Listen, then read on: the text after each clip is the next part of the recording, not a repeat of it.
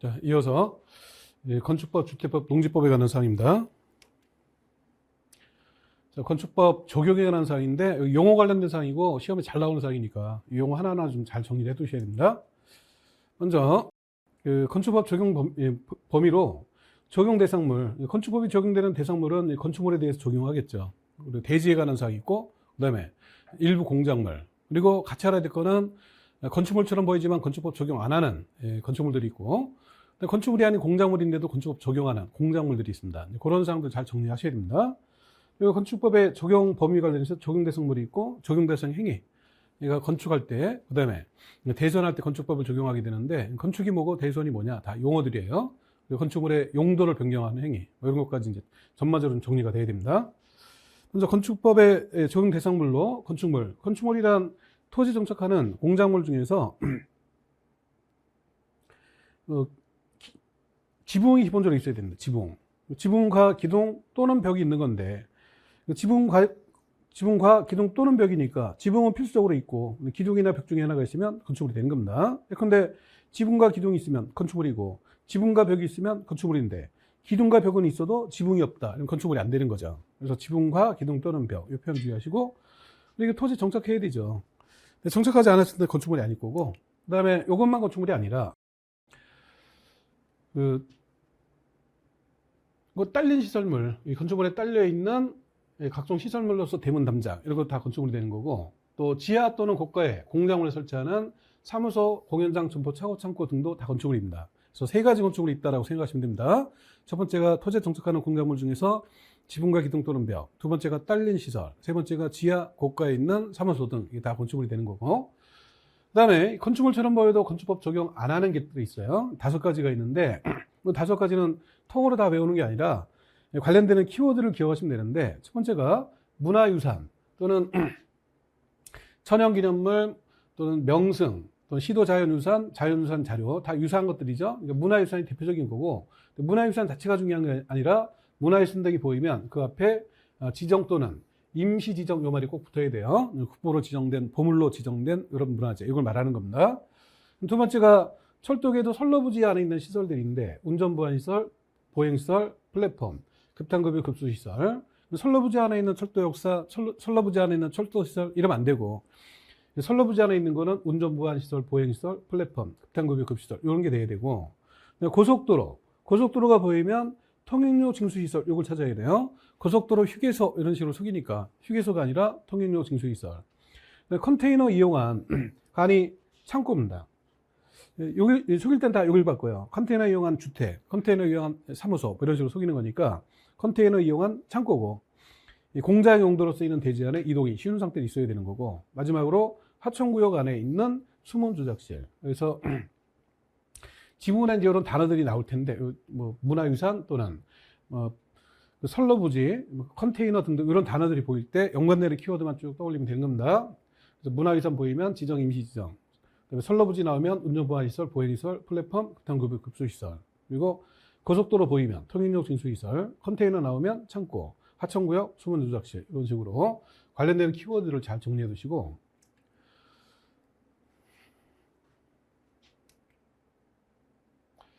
그 다음에 잠시만요. 다음 공작물. 원래 건축법은 건축물에 관한 법이니까 공작물은 건축법 적용 안 하지만 다음에 해당하는 공작물은 규모가 좀 크고, 그래서 건축법에 적용을 받아서 시군한테 신고라고 설치해야 되는 공작물입니다. 그래서 신고 대상 공작물이고, 이건 단순한 기니까 그냥 외워두는 겁니다. 근데 그 내용이 많아 보여서 좀 외우기가 불편해 보이지만 규모를 중심으로 정리하면 어렵지가 않습니다. 일단 신고 대상 공작물의 규모가 2m, 4m, 그리고 6m, 8m가 나오죠. 그러니까 2, 4, 6, 8이죠. 그러니까 신고 대상 공작물의 규모는 짝수 2, 4, 6, 8이다 라고 먼저 기억하시고, 그 다음에 2, 4, 6, 8인데 다 보시면 다 넘는 거예요. 다 넘는데 2하가만 딱 나오죠. 그래서 2, 4, 6, 8 다 짝수고 다 넘는 건데 8m에는 이하가 있다. 8m 이하, 요거 하나 기억하시고, 그 다음에 다 짝수였는데 홀수가만 나오죠. 홀수 5m. 그리고 다 높이만 쭉 나오다가 면적이 한번 나와요. 면적 30. 그래서 신고 대상 공작물 2, 4, 6, 8. 다 넘는 건데 이하, 8m 이하. 그 다음에 홀수는 5m 넘는 거, 그리고 면적 30까지 먼저 기억한 다음에 해당되는 시설만 이제 기억하면 되는데, 옹벽과 담장, 옹벽담장이 뭐 4m, 6m 말이 안 되죠. 당연히 옹벽담장은 2m 넘는 건 너무 높은 거니까 옹벽담장은 그냥 당연히 2m고, 그다음에 4m 넘는 광고탑, 광고판, 광고가 붙으면 4m예요. 그리고 나머지 4가 다 뭐냐면 탑들이죠. 장식탑, 기념탑, 첨탑 등등 탑이 보이면 4m. 그래서 4m 넘는 거는 광고부터 해서 4광이라고 기억하시고, 광고, 탑 이렇게 해서 기억이 되면 돼요. 광고가 보이거나 탑이 보이면 다 4다. 그래서 4광. 그 다음에 6m 넘는 요 철탑들. 그러니까 보통은 이제 탑이 다 6인데 철탑은 탑은 다 4m인데 철탑은 6m니까 6m 넘는 철탑 6철이라고 외워두시면 됩니다. 6철. 그리고 굴뚝도 6m인데 굴뚝에서 연기가 나오겠죠. 연기가 나올 때 이런 식으로 나오겠죠. 그래서 연기 나오는 모습을 생각하면서 6, 굴뚝도 6.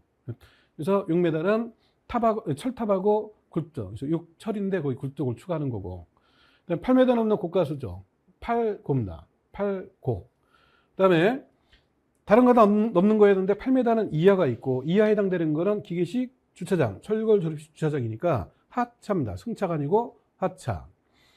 그리고 5m 넘는 거는 태양에너지 이용한 발전 설비인데, 태양에너지 이걸 기억하면 되죠. 태양에너지 5글자니까 5m구나 이렇게 기억하시면 되고, 그 다음에 지하 대표는 높이가 없죠. 면적만 있고 면적은 30이 되는 거고, 나머지는 중요한 거 아니고.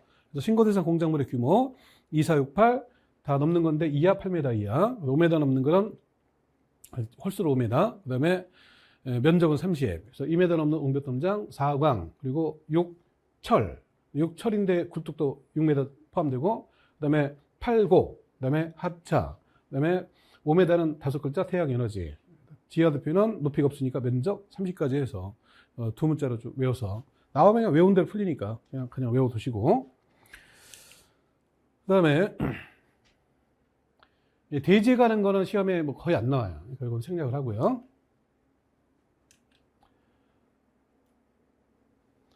다음 355페이지로 가면 건축법 적용대상 행위가 있는데, 적용대상 행위에는 건축행위가 있고 대선이 있고 용도 변경이 있습니다.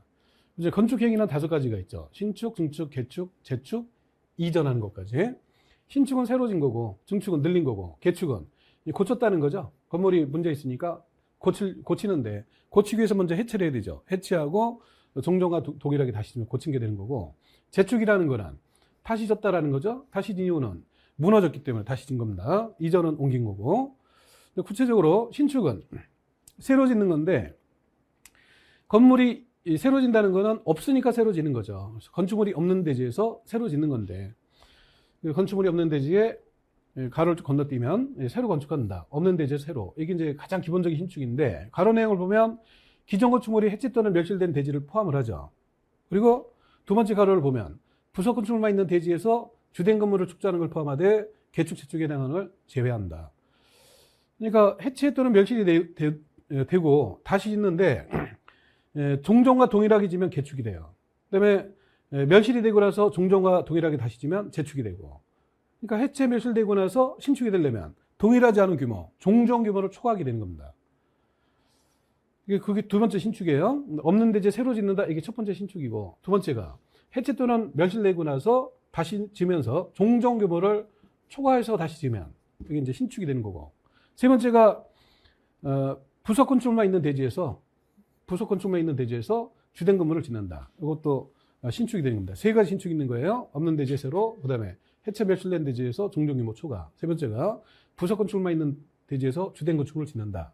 그래서 세 가지 신축이 있는데, 신축의 기본 전제 조건은 건축물이 없어야 됩니다. 그래서 건축물이 없다는 말을 처음부터 없다, 그리고 있다가 없어졌다, 그리고 부속 있으나 많아다, 이렇게 해서 개념을 잡으면 됩니다. 처음부터 없는 대지, 있다가 없어진 대지, 그 다음에 있으나 많아. 그래서 처음부터 없는데 새로 진 거, 그 다음에 있다가 없어진 대지, 해체 멸실되고 나서 종전 규모 초과, 그 다음에 있으나 많아, 즉 부속 건축물만 있는 대지에서 주된 건축물을 축소하는 것. 이 세 가지가 다 신축이고, 중축은 그냥 요 말만 기억해서 풀면 돼요. 늘었다라면 다 정축. 늘어난 게 건축 면적, 연면적, 층수 높이 뭐가 늘어도 다 중축이 되는 겁니다. 그 다음에 개축은 기존 건축물의 전부터 일부를 해체한 거죠. 전부터 일부를 해체하고 나서 종전과 같은 규모. 그러니까 종전과 동일하게 짓는다라고 생각하시고, 그래서 개축은 해체하고 동일한 규모다. 개해동. 개축은 개해동. 이렇게 외워두면 이제 쉽게 기억이 나겠죠? 개축은 해체하고 나서 종전과 동일한 규모로 다 짓는 건데, 이 해체할 때 건축물의 전부 또는 일부를 해체하는데, 일부를 해체하고 나서 개축이 되려면 내력벽, 기둥보호, 지붕틀 중에서 3D 이상을 포함해야 이제 개축이 됩니다. 근데 내력벽만 해체한다? 개축이 아닌 거예요. 기둥만 해체했다? 이거 안 되고. 내력벽도 해체, 기둥도 해체, 보도 해체. 3가지가 포함되죠. 이런 행위를 이제 개축이라고 하는 겁니다. 만약에 3가지가 포함이 안 되고, 뭐 내력벽만 또는 기둥만 이런 식으로 해체했다? 이건 이제 대선 쪽으로는 가도 개축과는 이제 관계가 없는 겁니다. 그래서 개축은 해체 후에 동일한 규모 개해동인데, 이때 해체가 전부터는 일부고, 일부 해체하고 개축이 되려면 4개 중에서 3D 이상이다. 이 정도로 기억해 두시고. 근데 재축은 설명이 복잡한데 단순하게 기억하면 돼요. 재축은 건축물이 천재지변능으로 멸실이 됐고, 그 다음에 다음 요건을 못 건축하는데 종전규모 이하예요. 높이, 층수 다 종전규모 이하. 그러니까 한마디로 종전과 동일하게 다시 짓는다 생각하시면 돼요. 그래서 재멸동이라고 기억하시면 됩니다. 재축은 멸시되고 종전과 동일한 규모. 그래서 기억할 때는 재멸동 이렇게 해서, 개축은 개해동, 재축은 재멸동 이렇게 해서 키워드에서 구분해두고, 그 다음에 이전. 이전은 주요 구조물을 해체하지 않고 같은 대지 안에서 위치를 바꾸는 겁니다. 속이면 주요 구조물을 해체해서 이렇게 속여요. 또는 다른 대지로. 포인트는 딱 2개니까 해체 안 한다, 같은 대지다. 이것만 아시면 되고.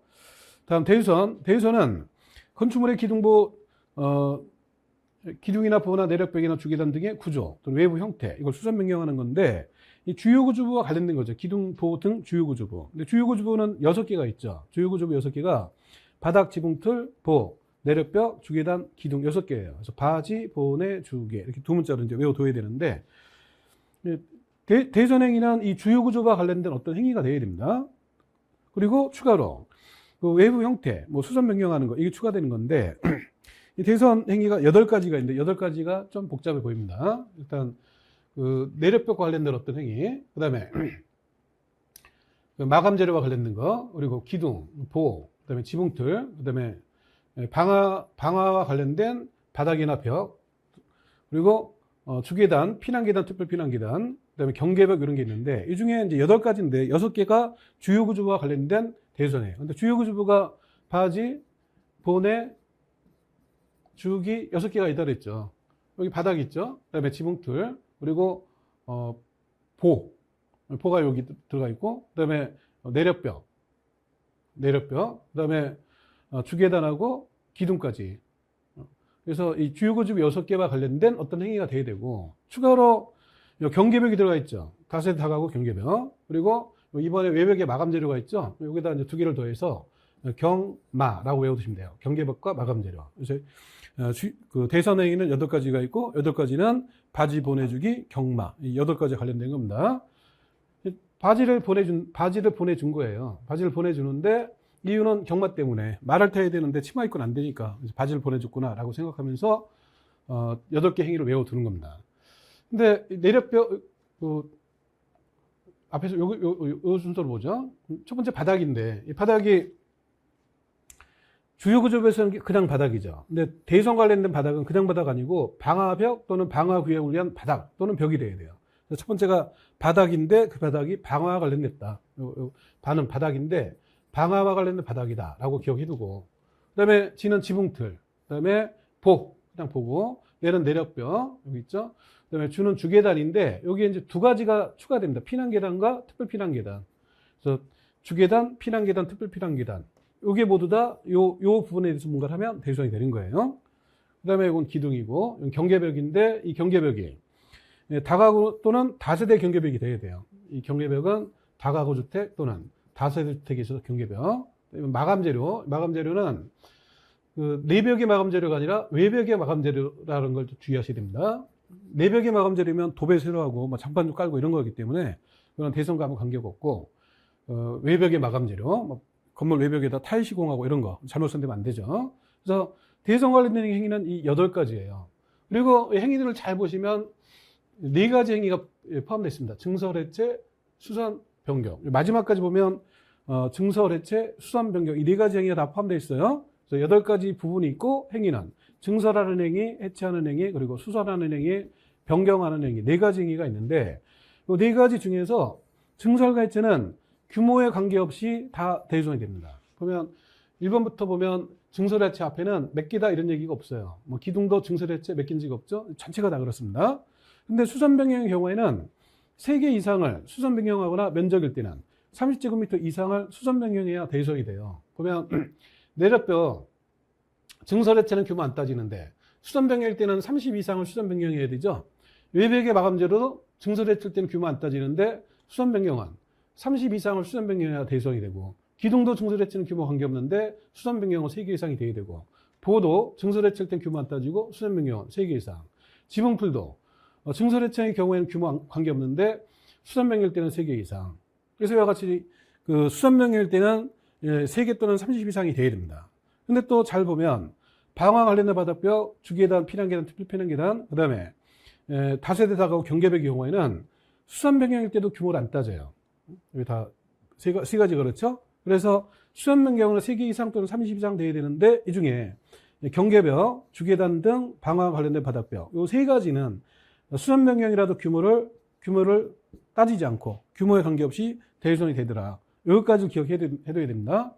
그러니까 대리손 행위가 이 8가지가 이렇게 문장으로 기억하려면 워낙 복잡하니까 최대한 단순하게 키워드를 기억해 두는 겁니다. 일단 그 대리손 행위는 8가지 바지, 보내, 주기, 경마 8가지 부분이 있고 그 의미들 좀 같이 체크하시고 행위는 증설해체, 수선 변경 4가지가 있고 이 중에 증설해체는 규모 안 따진다. 그리고 수선 변경일 때는 그 규모가 다 3이다.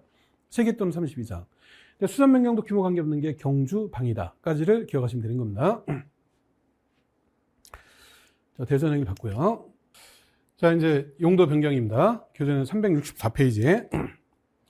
자, 건축물의 용도가 30가지가 있고 그 용도 변경은 뭐냐면 처음에 건축할 때 일정한 용도 예컨대 주택이나 뭐 이런 거로 건축해서 사용하다가 나중에 뭐 음식점이든 기타 다른 거로 용도를 바꿀 때가 있죠. 그 용도를 바꿀 때는 변경되는 용도 기준이 맞아야 됩니다. 그래서 내 맘대로 바꾸면 안 되기 때문에 그 변경되는 기준이 맞는지를 확인하기 위해서 허가받거나 신고를 해야 되고 뭐 허가 신고 어떤 경우에 허가냐 어떤 경우에 신고냐 이거를 위해서 그 30가지 용도를 이렇게 등급을 9가지 등급으로 분류를 했다 생각하시면 돼요. 그러면 이게 자동차 관련 시설군, 산업등 시설군, 전기통 시설군, 문화집회 시설군, 영업시설군, 교육복지시설군, 근린생활시설군, 주거 업무 시설군입니다. 주거 업무 시설군 그리고 그 밖의 시설군까지 총 9가지 시설군을 구분해 놓고 있고 그리고 허가는 신고인지는 이 시설군에 따라서 이렇게 용도를 이렇게 위로 올라가는 변경 이거는 이제 허가받고 용도를 바꾸는 거고 거꾸로 내려오는 변경 이거는 신고라고 바꾸는 겁니다. 그러니까 등급을 1등급부터 9등급까지 나눠가지고 낮은 등급에서 높은 등급은 허가, 높은 등급에서 낮은 등급으로 내려갈 때는 신고 이렇게 정한 거예요. 그러니까 허가인지 신고인지 알려면 요 순서를 몰라가지고는 이제 그 올라간 건 내려간지 알 수가 없죠. 그러니까 용도 변경 시설군 이 순서부터 무조건 외워야 됩니다. 그래서 자동차 관련 시설군, 산업등 시설군, 전기통신, 문화집회, 영업, 교육복지, 근린, 주거업무 마지막에 그 밖에 기타까지 있었습니다. 그러니까 두 문자로 그냥 외워야 돼요. 자산, 전문, 영교, 근, 주 그리고 마지막에 그 밖에 시설군인데 요거는 바람이 불편하니까 그냥 기타로 바꿔가지고 기타 시설군까지 해서 자산 전문 연결 건축기라고 일단 외우셔야 됩니다. 그리고 문제가 나오게 되면 그 구체적으로 요 내용 뭐 예컨대 숙박인데 위락으로 바뀌었다 이런 식으로 물어요. 숙박이라는 거 영업에 위락은 문화집회 속한다를 알아야 이게 올라간 건지 내려간 건지 파악이 되죠. 그러니까 자동차 관련 시설군에 속하는 게 뭔지를 또 같이 외우셔야 됩니다. 자동차 관련 시설군에는 자동차 관련 시설 하나만 들어가고 산업등 시설군에는 7개가 들어가죠. 공장, 위험물 저장 처리, 자원순환, 창고, 운수, 묘지, 장례시설까지.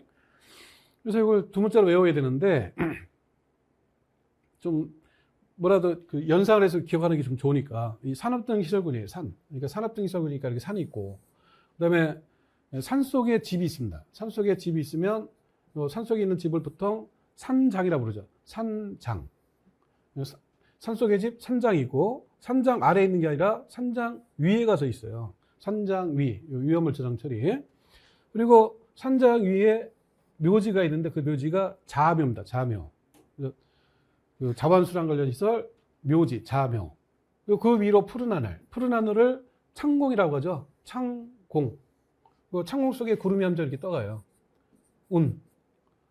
그래서 이걸 두 문자로 산장, 위, 자묘, 창공, 운 이런 식으로 두 문자 좀 외워둬야 되고, 헷갈리면 이 그림을 연상하면서 산속의 집, 산장, 산장 아래가 아니라 위에 자묘, 그 위로 창공, 구름, 운까지 해서 산장이, 자묘, 창공은 두 문자로 외워두시고, 두 문자만 기억하면 단어들이 어려운 단어들이 아니죠. 공장, 뭐 자원순환, 운수, 장래, 위험물자정처리, 창고, 묘제. 단어 자체는 쉬우니까 일단 두 문자 먼저 외우시고, 정기통신시설군에는 방송통신과 발전 두 가지가 들어가는데, 걸어갈 때 발을 전방으로 뻗겠죠. 전방으로 발을 전방발. 문화 및 집회는 문화 집회, 그리고 종교, 그 다음에 미락하고 관광 휴게가 있는데, 문화 집회니까 사람들이 집회 모인 거 아니에요. 집회 모여서 일단 종교 기도부터 하고, 기도하고 관광 갔어요. 관광 가서 뭐 하겠어요? 놀겠죠. 그래서 문종관위입니다. 문화 및 집회는 문종관위. 그 다음에 영업시설군에는 판매시설이 들어가 있죠. 그래서 영업은 판매부터 해서 영판이라고 외우세요. 영판. 영판이라는 말은 누구를 꼭 빼닮았다 이럴 때 영판 누구다 그러죠. 영판 누굴 닮았냐면 운수기를 닮았어요. 영판 운수기를 빼닮았습니다. 조금 닮은 게 아니라 눈도 코도 입도 다 닮았어요. 그래서 영판 다 운수기를 빼닮았다라고 생각하면서 영판 다 운수. 그 다음에 교육복지시설군인데 교육과 복지니까 교복이죠. 교복. 교복을 요 분이 입었습니다. 노교수께서. 노교수가 교복을 입었어요. 노교수가 교복 입고 자랑스럽진 않죠. 창피하니까. 낮에는 못 입고 야의, 밤에만 입었습니다. 그래서 교육복지시설군에는 노교수, 야의 5가지가 들어가고, 근린생활시설군은 1종과 2종. 이거 뭐 당연히 2개밖에 없는 거고, 주거업무시설군. 주거업무시설군에는 주거니까 단독과 공동, 단독주택, 공동주택, 주거 업무안에 업무니까 업무시설 들어가 있고, 그 다음에 추가로 국방군사하고 교정시설이 주거업무시설군에 속하게 되는데, 이 두 가지가 주거업무에 속하는 거는 주거니까 사는 거 아니에요. 근데 이 교정시설과 국방군사가 공통점이 살다 오는 겁니다. 가서 몇 년 살다 와야 되죠. 그래서 살다 오는 시설 두 가지가 여기에 포함된 거예요. 그래서 주거업무인데 주거의 단독 공동 업무에다가 추가로 살다 오는 두 가지, 국방군사하고 교정, 여기 포함되는 겁니다. 두 문자로 기억하려면 주거업무 시설거리는 단독 공동부터 해서 단독 공동, 그 다음에 업무시설, 그리고 추가로 국방군사와 교정군사, 교정시설. 그래서 주단이 있죠? 주단, 참중에서 주단이라고 있죠. 주단. 그 주단을 만드는 공업. 그거 배우는 학교인데, 국립이니까 국교입니다. 그래서 주단공업 국교. 그래서 뭐 두 문자로 뭐 여기 불편하면 주거와 업무니까 단독 공동. 거기다가 업무. 추가로 살다 오는 두 가지. 이렇게 해서 기억을 해 두시고. 그 밖에 시설군에는 동물식물 관련 시설. 하나만 딱 들어갑니다. 그래서 이 전체 이 시설군이 먼저 기억이 돼야 되고, 문제가 나오면 이제 방송통신인데 문화 및 집회로 바꿨다? 허가냐 신고냐 이렇게 물어요. 그러니까 요 순서 외우고 시설군 외워서 이제 올라간 거냐 내려간 거냐 이걸 따져서 풀면 되는데, 그 올라가는 건 허가고 내려가는 신고고, 추가로 기억이 될 게 동일한 시설군 내 용도 변경, 이때는 기재사항 변경 신청을 합니다. 자, 다시 뒤에서 내용을 보면 용도 변경 허가 또는 신고 대상인데, 다음 구분에 따라서 시장군수구청장한테 허가받거나 신고를 해야 됩니다. 허가는 하위군에서 상위군으로, 상위군에 해당하는 용도로 변경할 때 한마디로 올라가는 거. 신고는 상위군에서 하위군으로 내려가는 거죠. 이때는 신고. 그 다음에 한 가지가 더 있는데, 건축물 기재 내용 변경 신청. 같은 시설군 안에서 용도를 변경할 때, 이때는 올라가지 않았으니까 허가도 안 받고 내려간 게 아니라서 신고도 안 합니다. 대신 건축물 대장사항의 기재 내용, 그 변경을 신청하는 겁니다. 대장사항이 문화 및 집회로 되어 있는 걸 지우고 거기다가 종교로 바꿔달라, 뭐 이런 식으로 기재 내용을 바꿔달라고 신청하는 겁니다. 그래서 같은 시설군, 동일한 시설군 안에서는 기재 내용 변경 신청을 한다. 동기다, 이렇게 이제 같이 외워두시고, 그 다음에 용도 변경 관련해서 면적 두 가지가 있는데, 사용 승인에 관한 규정을 준용하는 면적이 있는데 그 면적이 100이에요.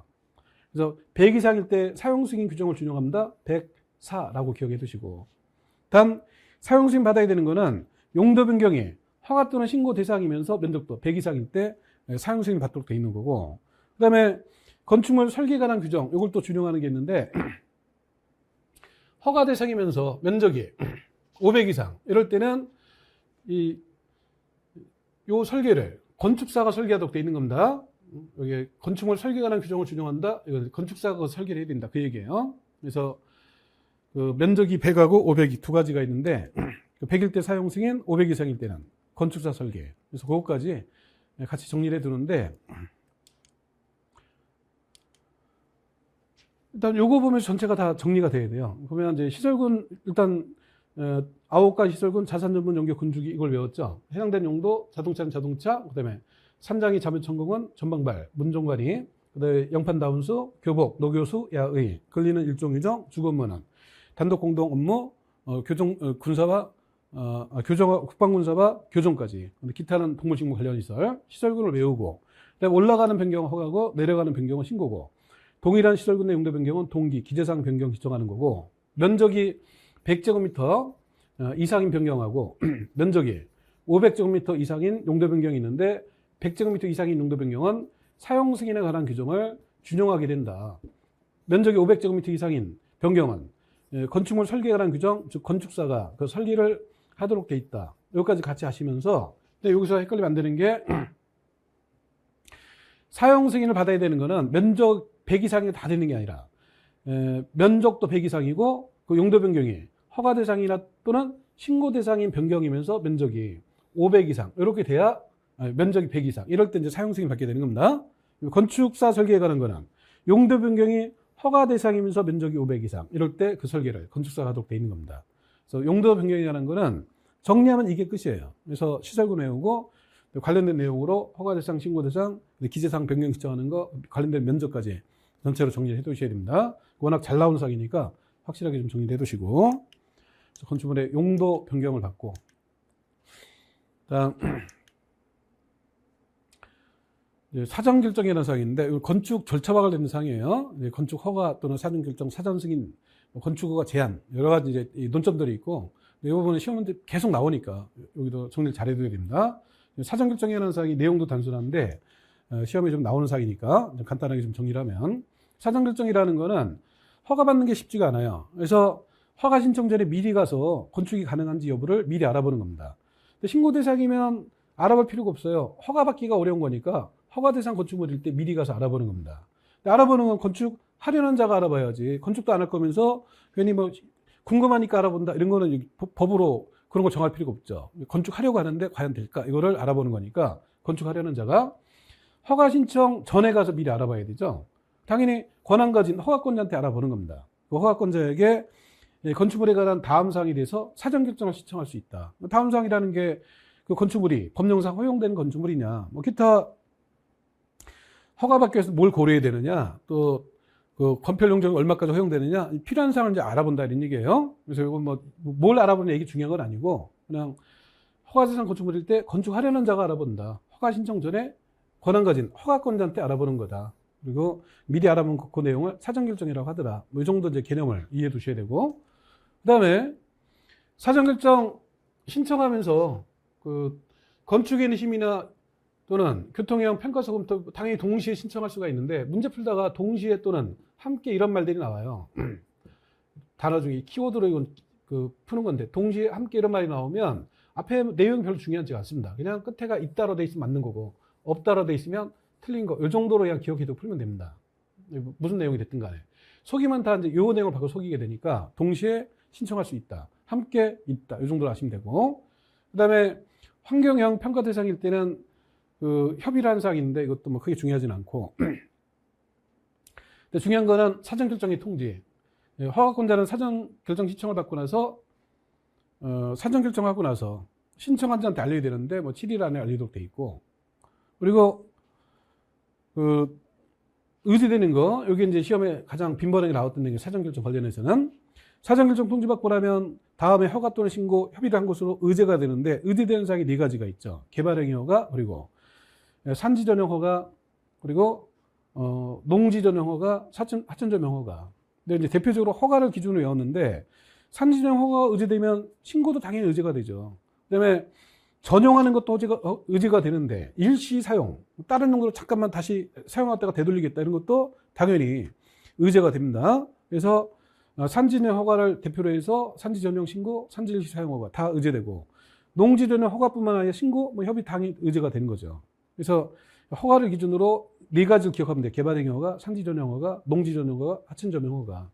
근데 그냥 외우려면 힘드니까 두 문자로 농지 전용 허가, 개발행위 허가, 농지 전용 허가, 개발행위 허가, 농계죠. 근데 농계 그러니까 요 분이 생각나죠? 임진왜란 때 농계 이 분이 생각나죠? 농계가 임진왜란 때 외병을 끌어안고 뛰어내렸죠. 어디서 뛰었냐면 산에서 하천으로 뛰어내렸습니다. 그래서 농계 산하예요. 사전결정 통지받는 의제되는 거 농계 산하, 농지 전용 허가, 개발행위 허가, 산지 전용 허가, 하천 전용 허가 네 가지가 의제된다. 하나 또 주의할 거는 이 산지 전용 허가에서 이 산지가 뭐 준보전 산지 이럴 땐 관계없는데 보전 산지일 때, 보전 산지인 경우에는 도시지역 안에서만 의제가 되니까 이걸 주의하셔야 되고, 보전 산지가 도시 밖에 있으면 정말 보전 가치가 있기 때문에 그때는 이제 별도로 전용 허가를 받아야 돼요. 도시지역 안에서는 사전결정만 받아도 의제가 되는 겁니다. 그리고 실효 규정을 두고 있는데 사전결정 통지받고 나서 2년 안에 허가 신청을 안 한다. 이때는 사전결정 효력이 상실돼 버립니다. 그래서 사전결정 효력 상실 기간 2년을 외우셔야 돼요. 건축법에는 기간이 몇 년인지가 많이 나옵니다. 뭐 1년, 2년, 3년 이렇게 많이 나오는데 다행히도 5년, 10년 이런 거 없어요. 그래서 건축법의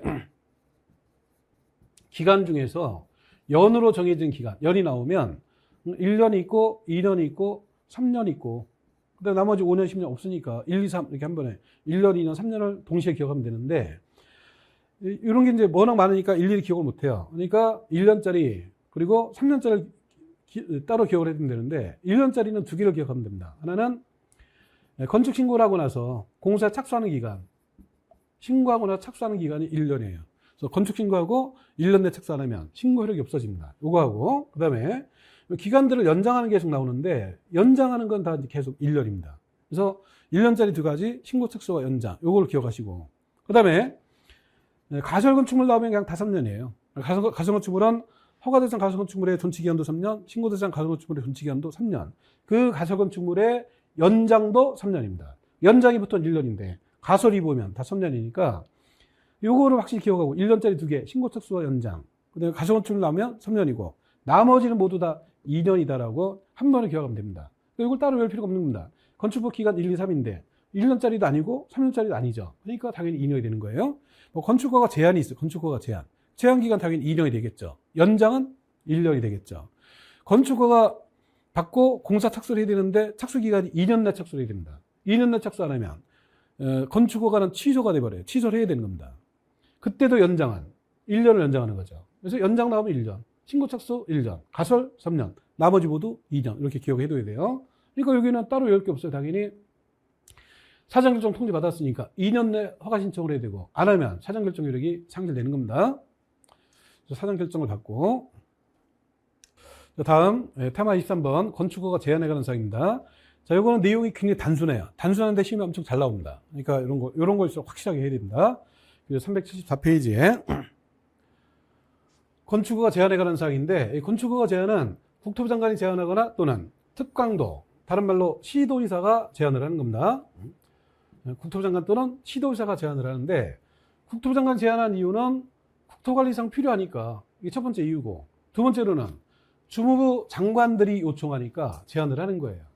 장관이 왜 요청했느냐 이런 거 알 필요가 없어요. 그냥 국토부 장관이 제한하는데 이유가 두 가지다. 첫 번째 국토관리상 필요할 때 두 번째 장관이 요청하니까 이 정도로 아시면 되고 그 다음에 시도의사가 제한한 이유는 그냥 계획상 필요하니까 제한하는구나. 이 정도로 아시면 돼요. 그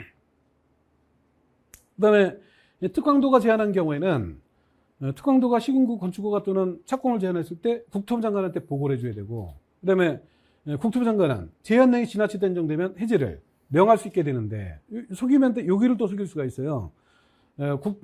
시도의사가 제한하고 국토부 장관한테 보고를 했는데 국토부 장관은 그 제한을 직접 해지할 수 있다. 뭐 이런 식으로 속일 수가 있습니다. 그런데 제한한 사람이 특강도니까 해제도 특강도가 해야 되죠. 그러니까 국토부 장관은 해제하라고 그냥 명령만 하는 겁니다. 그 다음에 건축허가 제한할 때 기간은 건축허가나 착공을 제한할 때 그 기간은 2년이네. 이거 아까 건축법상 기간을 정리했었죠. 그 1년, 2년, 3년이 있다 그랬죠. 1년은 신고 착수와 연장, 그 다음에 3년은 가수건축물, 나머지 기간 모두 2년. 그러니까 건축허가 제한 기간 2년이고 연장할 수 있고 연장은 1년 범위 내에서 연장을 합니다. 건축허가 제한, 요 내용이 다예요. 별거 없는데 잘 나오니까 확실하게 좀 해둬야 됩니다. 다시 한번 요점만 좀 정리를 하면, 건축허가 제한은, 여기에 좀 설명 중에 좀 빠진 내용이, 허가를 제한하는데 허가 제한뿐만 아니라 여기에 착공도 제한한다. 착공 제한도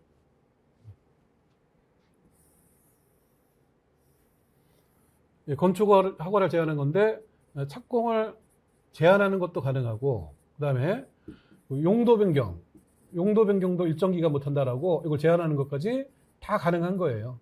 그래서 단어는 허가 제한이라도 착공 제한, 용도 변경 제한 다 가능하고, 그 제한하는 사람이 국토부 장관 또는 특광도, 시도의사인데, 국토부 장관이 제한하는 이유는 두 가지: 국토관리상 필요할 때와 장관이 요청할 때, 시도의사는 계획상 필요할 때. 그리고 시도의사가 제한하는 경우에는 국장한테 보고하는 거고, 국장은 해제를 명할 수가 있고, 제한 기간은 기본 2년, 연장 1년이 되는 거니까 여기까지 기억해 두시고, 그 다음에 테마 24번 조경하고 공개공제에 관한 사항으로 넘어가죠. 여기도 굉장히 빈번하게 나오는 사항들이에요. 나오면 또 다 쉬워요. 그러니까 이런 거 확실하게 좀 해둬야 됩니다. 먼저 조경에 관한 기준을 두고 있는데, 대지안에다 조경하려면 대지 면적 일정 면적 이상 돼야 되겠죠. 그 면적이 200 이상 대지입니다. 200 이상 대지에 건축하는 경우에는 조경을 해야 되는 의무가 있습니다. 그런데 그 조경을 안 해도 되는 예외가 있죠. 조경 의무가 면제되는 경우들. 근데 시험에는 주로 이제 이게 나오니까 적용 안 해야 되는 거 이걸 외워두셔야 되는데, 이 중에 녹지지역, 그리고 그 관리지역, 농림지역, 자연환경 보전지역, 요거는 따로 외울 필요가 없이 당연한 거죠. 왜냐면 주변이 다 그 조경이 넘치잖아요. 굳이 되지 않아, 굳이 또 할 필요가 없습니다. 그러니까 녹지지역, 관리지역, 농림지역, 자연환경 보전지역, 이거는 당연히 예외가 되고, 그 다음에 대지안에 염분이 함유되어 있다, 이런 경우에 그 조경협약 의미가 없는 거죠. 또 가설건축물도 그렇고 축사도 그렇고.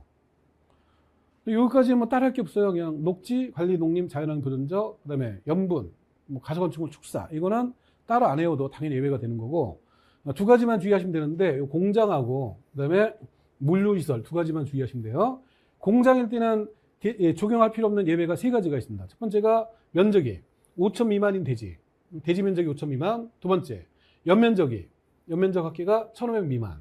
세 번째가 산업단지 내 공장, 이때는 적용을 안 합니다. 그래서 공장일 때 예외가 되는 적용할 필요 없는 예외가 세 가지: 대지 면적 5천 미만, 연면적 1,500 미만, 그리고 산업단지, 세 가지 외워두시고, 물류시설은 연면적이 1,500 미만이면 적용 안 하는데, 주의할 사항은 주거와 또는 상업에서는 제외, 1,500 미만이라도 주거 상업에서는 적용을 해야 된다. 요거를 또 기억을 해둬야 됩니다.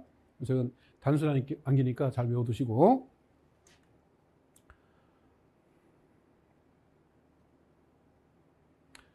다음 공개공제에 관한 사항입니다. 공개공제는 말 그대로 공지를 일반에 공개했다는 거죠. 공개한 이유가 사람들이 와서 쉬라고.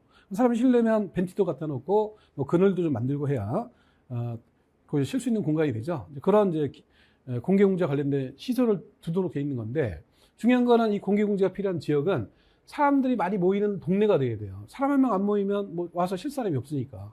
사람이 모일 만한 지역이 일반 주거지역, 준주거 지역이에요. 주의할 거는 전용 주거 지역에는 공개공제가 필요가 없다. 왜냐하면 전용 주거는 양호한 주거환경이고 사람이 모일 만한 시설이 없어요. 그러니까 전용 주거에 해당 안 되고 일반 주거, 준주거, 상업지역 엄청나게 많은 사람들이 보이죠. 그다음에 공업에서는 중공업지역, 전용 공업이면 공해성 이런 거니까 거기는 당연히 누가 와서 쉴 리가 없고, 일반 공업지역도 뭐 공장만 있지 뭐 사람 모일 만한 시설이 없습니다. 그래서 공개공제가 필요한 지역 외워둬야 되는 거예요. 일반 주거, 준주거, 상업, 중공업지역, 기타 시군구가 필요하다고 인정한 지역들이 있는데, 이건 뭐 뻔한 거니까 그 앞에 지역 네 가지고 외우셔야 되고, 공개공지를 설치해야 되는 건축물, 그 지역은 일반 주거, 준주거, 상업, 중공업인데, 이 지역에 있는 창고 같은 경우에는 그 앞에 사람 모일 일이 없잖아요. 그러니까 사람들이 많이 모이게 되는 건물이 돼야 되는데, 그 건물들이 문화 및 집회, 종교, 판매, 이렇게 다 많은 사람들이 이용하죠. 운수시설 중에서 여객용시설,